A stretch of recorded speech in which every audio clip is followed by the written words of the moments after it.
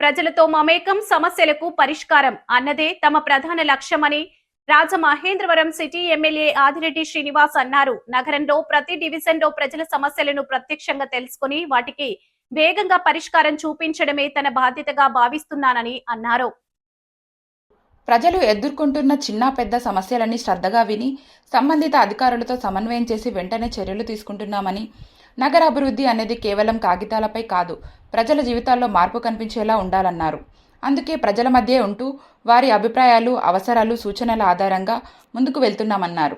స్థానిక 21, 22, 23 డివిజన్లకు సంబంధించి వంకాయలవారి వీధిలో ఉన్న సంఘ సంస్కర్త కందుకూరి వీరేశలింగం పంతులు నివాసం వద్ద నిర్వహించిన మన వార్డులో మన ఆదిరెడ్డి కార్యక్రమం నిర్వహించారు. ఈ డివిజన్లు కూటమికి కంచుకోటలని, ఈ ప్రాంతంలో పార్టీ జెండా ఎగురవేయడంలో కార్యకర్తల త్యాగం, కృషి ఎనలేనిదన్నారు. తెలుగుదేశం పార్టీ, జనసేన, బీజేపీల బలం నాయకుల వల్ల కాకుండా నిస్వార్థంగా పనిచేసే కార్యకర్తల వల్లే పెరిగిందని పేర్కొన్నారు. కూటమి నాయకులు నల్లం శ్రీను, శెట్టి జగదీష్, మాటూరి సిద్ధు, ఇన్నమూరి దీపు, నిమ్మలపూడి గోవింద్, తవ్వ రాజా, మద్ది నారాయణరావు, కొల్లి బుజ్జి, బూర రామచంద్రయ్య, నరసింహమూర్తి తదితరులు పాల్గొన్నారు. 84 లక్షలతో పనులు పెట్టుకున్నాం. అంటే సుమారు ₹1 కోటి పనులు చేస్తే ఈ వార్డులో కూడా డ్రైన్స్ కానీ రోడ్లు కానీ ఇంకేవి కూడా అవసరం శాసనసభ్యుడిగా నేను పరిష్కరించి ఆ కాంపౌండ్ వాల్ కూడా నిర్మాణానికి 30 లక్షలు తీసుకొచ్చి నిర్మాణం కూడా చేసుకుంటా ఉన్నాం. ఈ 3 పార్టీలకు కూడా నాయకులు, కార్యకర్తలే బలం. వాళ్ళ బలం, వాళ్ళ ఆశీర్వచనం వల్లనే ఈ రోజున మేము ఎవరైనా సరే శాసనసభ్యులు కానీ దేవస్థానాల చైర్మన్లుగా కానీ నియమించబడతా ఉన్నాం. కాబట్టి పార్టీల్ని కాపాడుకోవాలి, కాపాడుకునే కార్యక్రమాలు చేస్తూ ఉన్నాం. 3 పార్టీల ఒక కలయికని ప్రజల్లోకి మరింతగా తీసుకువెళ్తా ఉన్నాం. గౌరవ ముఖ్యమంత్రి చంద్రబాబు నాయుడు గారు, ఉప ముఖ్యమంత్రి పవన్ కళ్యాణ్ గారు, ఐటీ మరియు విద్యాశాఖ మంత్రులు నారా లోకేష్ గారు, కేంద్రంలో ఈ రాష్ట్రానికి అన్ని విధాలుగా కూడా సహకరిస్తున్న గౌరవ ప్రధానమంత్రి నరేంద్ర మోడీ గారు వారి యొక్క ఆలోచనల్ని ప్రజల్లోకి మరింత బలంగా తీసుకువెళ్తూ 3 పార్టీలు క్షేత్రస్థాయిలో మరింత బలోపేతం అయ్యే విధంగా మనం అందరం కూడా నడవాలన్నది చర్చించుకున్నాం. అందరూ కూడా అదే ఆలోచనతో పనిచేస్తూ ఉన్నాం.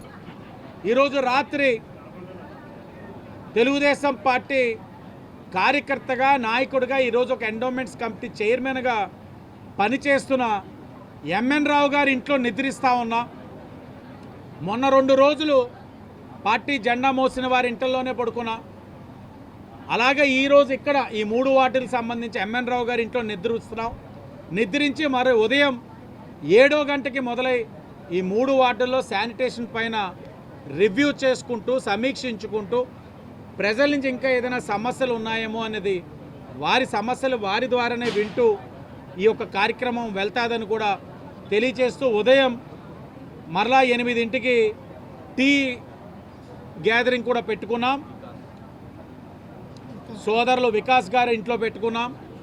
రాజస్థానీ సెక్ట్ సోదరులు ఒక ఇంట్లో పెట్టుకున్నాం. మరాఠీస్, అలాగే పింకేష్ గారి ఇంట్లో పెట్టుకున్నాం. ఆయన మహారాష్ట్రలో ఉండడం వల్ల మా మరాఠీ సోదరుల వారి ఇంట్లోకి వెళ్ళాం. 24వ వార్డు మళ్ళా వస్తుంది.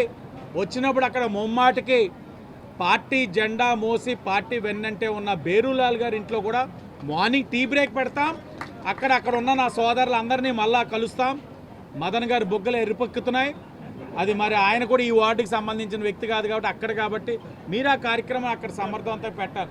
ప్రతి ఒక్కరితోటి చర్చిస్తున్నాం, మాట్లాడుతున్నాం. మేము మరలా చెప్తా ఉన్నాం, మాకు ధైర్యం ఉంది, కూటమి ప్రభుత్వానికి దమ్ము ఉంది. ఎవరైనా ఏ వ్యాపారవేత్త అయినా ఎక్కడైనా ఇబ్బందులు ఎదుర్కొంటుంటే తెలియచేయండి, సరిచేస్తాం. అది ఏ పార్టీ వాడైనా సరే ధైర్యంగా చెప్పండి. తప్పు మా వైపు ఉన్నా సరి చేసుకొని వ్యాపారస్తుల యొక్క శ్రేయస్ కోసం కృషి చేస్తుంది కూటమి ప్రభుత్వం అని